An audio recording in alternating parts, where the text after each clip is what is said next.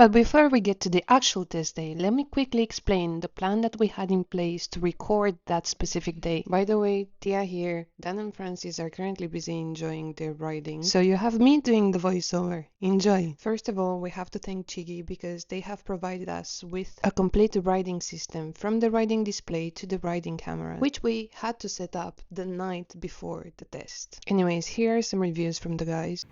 The way Chigee put their stuff together. Do you know what I mean? Apple level. Apple level. Back to the voiceover and the plan. We had the DJI ready to record, but in case that wouldn't be possible the next day, we decided to set up Chigee because the riding system allows you to record the footage, which is, surprise surprise, exactly what we needed to complement. What you're seeing right now is Dan and Francis putting the wiring through the bike to connect the back camera to the riding display. And this is how the back camera looks like. Yay! And this is the expansion type fixed bracket, or how Francis would call it, the bit that connects it to the bit. Do you want this then? What is that? What is it? Once we set up the camera, we have put the fixed bracket, and now we are going to install the quick release kit, and the only thing that is missing after this is just to put the riding display on. And here you can see us putting it on the first time, I promise. Go to your battery and to a switch live. So we need to do that, and then this also has these. Now with all the wires connected and the riding display on it, we just had to tidy up the cables and then put back the seat. So after we finished tidying up the wires, the only thing that was left to do was basically to make sure that the Chigee turns on and that the cameras are upright. I mean, technically we finished tidying up most of the wires, but that is just semantics. And the cameras were working and they were upright, so it was finally time to go back home and get ready for the next day. This is what mine has. Oh, motor watch. Okay, they have that on Yeah, it's going to be, especially the. So one of the cool things with the Chigee AIO-6 LTE is that you can log in from a phone and you can see your bike and see where they're going and see what they're doing, which is great for what we're doing here. So thank you, Chigee. I've logged into Francis on his test. So we're seeing his actual test here, and he's just leaving now.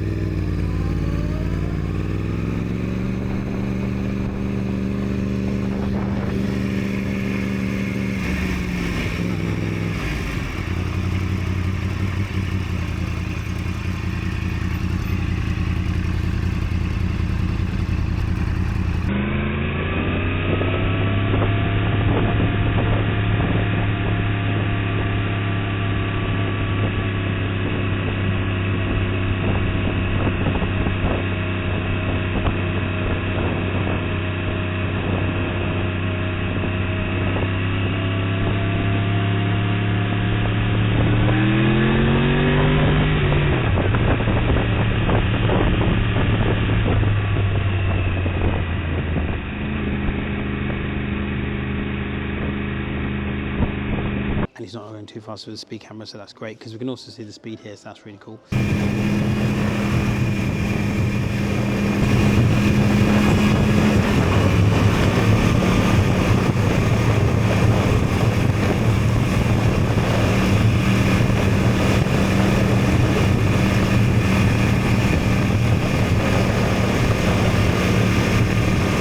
As the lanes come together.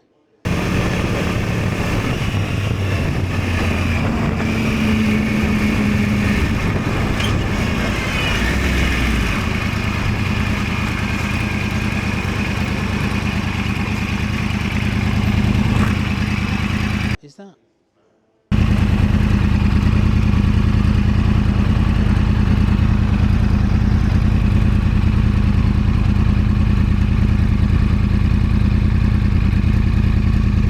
Is that car on fire? No way.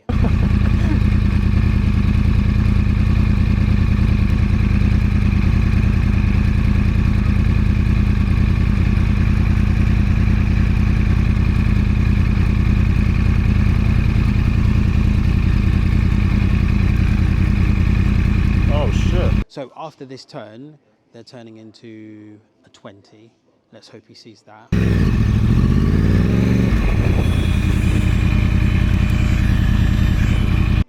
Let's hope that car doesn't explode too.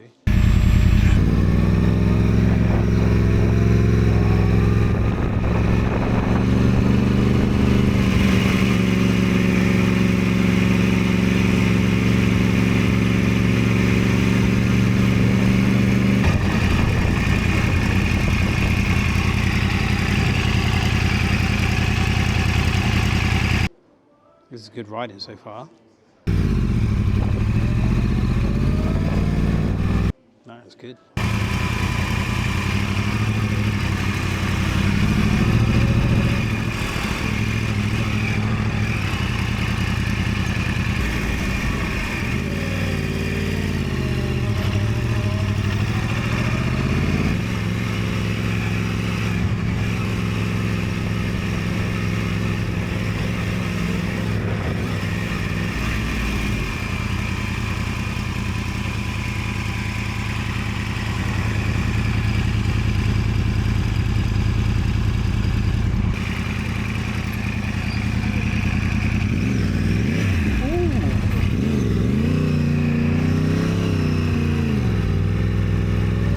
So he's had a little bit of hesitation at the roundabout where he's sort of come up to it, thought he could go, hasn't gone, then he's decided to stop, and it's all got a bit stop-starty. It's not the end of the world because all of that happened behind the giveaway line, so it's not the end of the world here.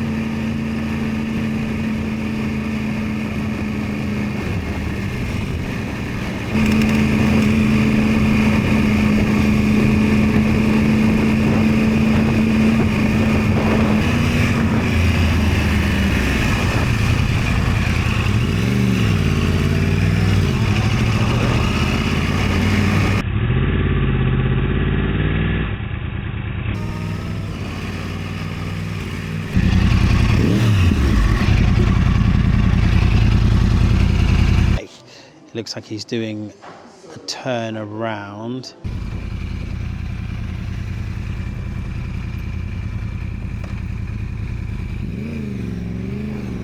This is definitely not a U-turn. This looks like he's paddling it round. So this is actually a good point. If you go the wrong way on test and the examiner asks you to turn around, you don't have to do a U-turn. But if you do a U-turn, it is marked as a U-turn.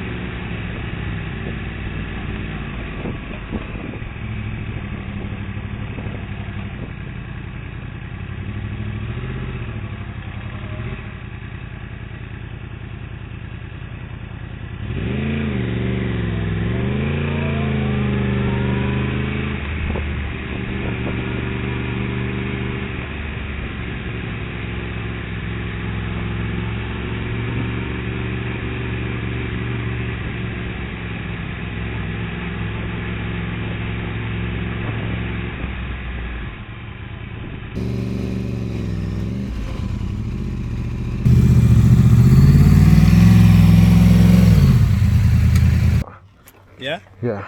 You see the 30-mile-an-hour sign? Yeah. I think so. So thirsty.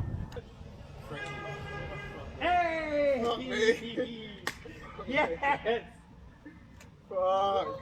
Thank you. Okay, I'll take that because I clocked a couple myself, yeah.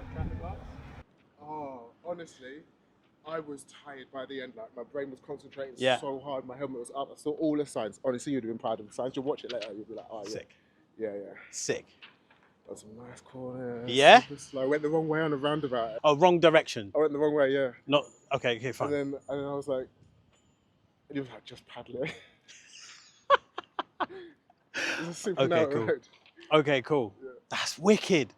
Mate, I'm so happy for you. You could take the L plates off this bike. Oh, bruv, it's so buzzing. What are you talking about? Now you don't need me. You're good. So in 2 to 3 days. Do you know what? What? Now, bare wheelies everywhere. No. Okay. No. Close road. I keep saying this is actually hilarious because Dan freaks out. Like, just ride safely. Just do the speed limit. Wear the correct gear. His whole thing is safety. Every time I say wheelies, you can see his head explode. So we're here now at Riker's Cafe, Box Hill.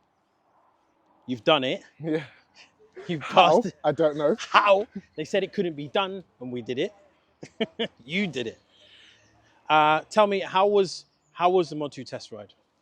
The test ride? Yeah. Okay, do you want the full debrief? Yeah, give me the full debrief. Right, so I set off from the car park. Thank you for moving the bike. I was like, do I want to do another U-turn? I've proved it on Mod 1. Do I want to do another one now in front of the examiner at the beginning of my test? No, I don't want to do that. So you moved the bike. So I had a slightly wider turn to get out of the test center.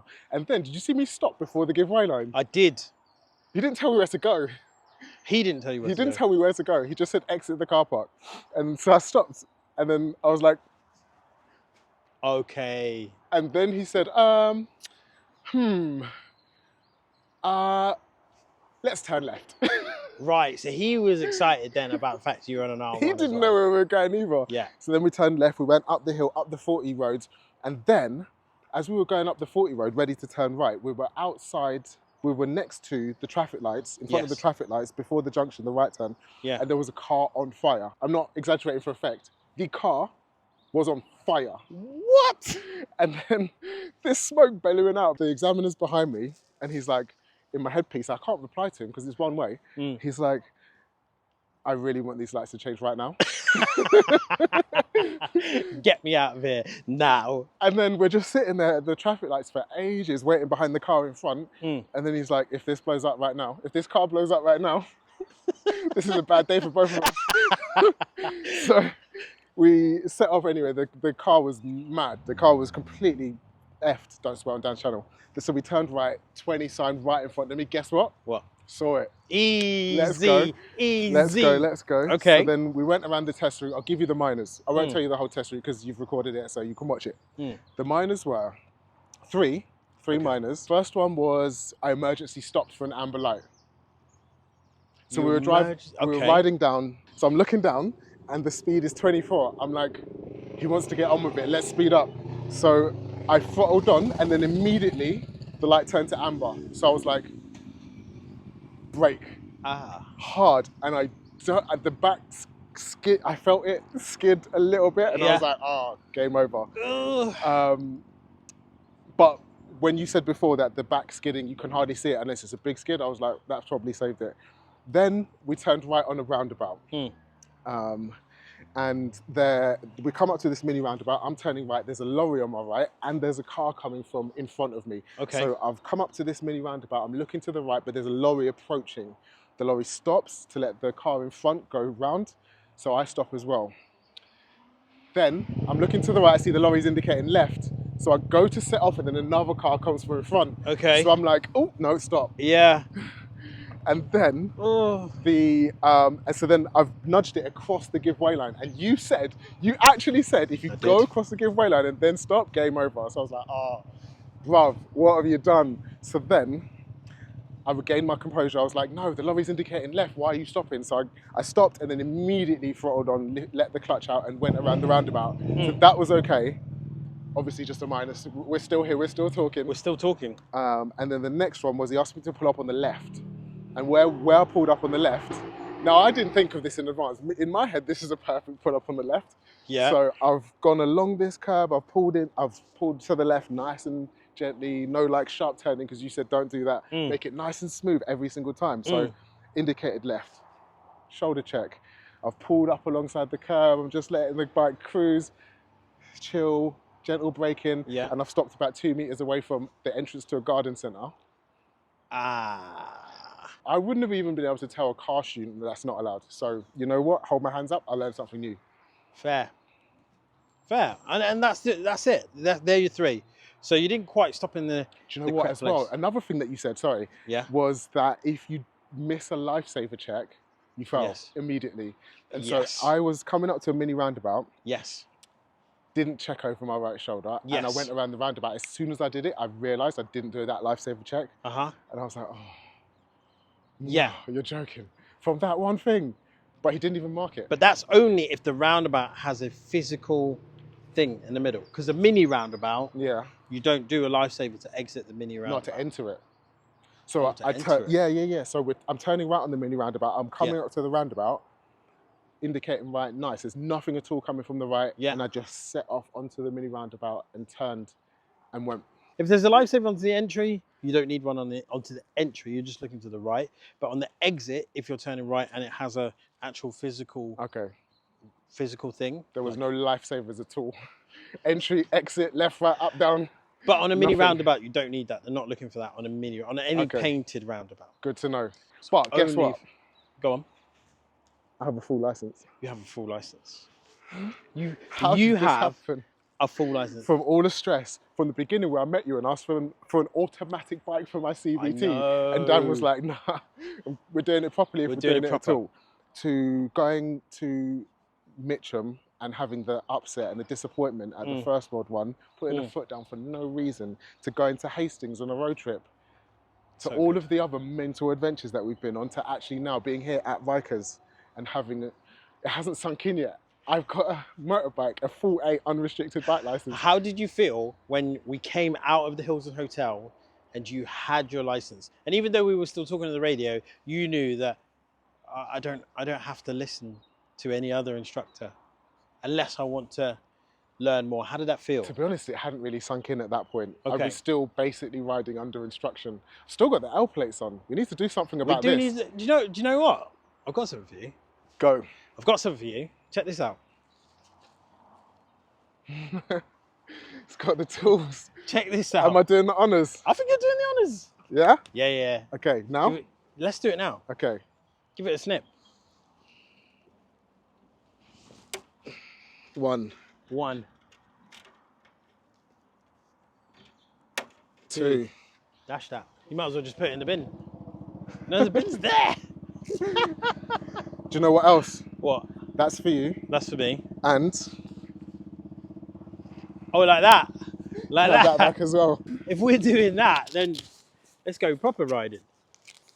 Okay. You know what? Maybe first, before we go and do some proper riding, I can take a breath. We can get something to eat here. Yes. Have something to drink. Yes. Because do you know what? I absolutely pooped. You've worked hard. I've worked hard. Today's Honestly. been a very long day. It doesn't feel like the first time I rode where I was battered and broken, but frazzled. After a test, if you've done it properly, you're going to be super tired. Yeah. It takes that level of concentration for an entire, however long, it felt like 10 hours. It felt like a long time, but Proper riding? Proper riding. Let's go. Let's go. Can I just say, I'd like to say a massive thank you to a few people. First, I'd like to say thank you to Andy at Passmasters for being able to make this happen in terms of insurance. I'd like to say a thank you to Macna for suiting them, not quite booting, but suiting us out, kitting us out with jackets, t-shirts, trousers, gloves. They really, really hooked us up. So thank you very, very much, Macna. I'd also like to say a thank you to my brother, because my brother has helped me out with... Let's go, Craig! Let's go, Craig, with a website.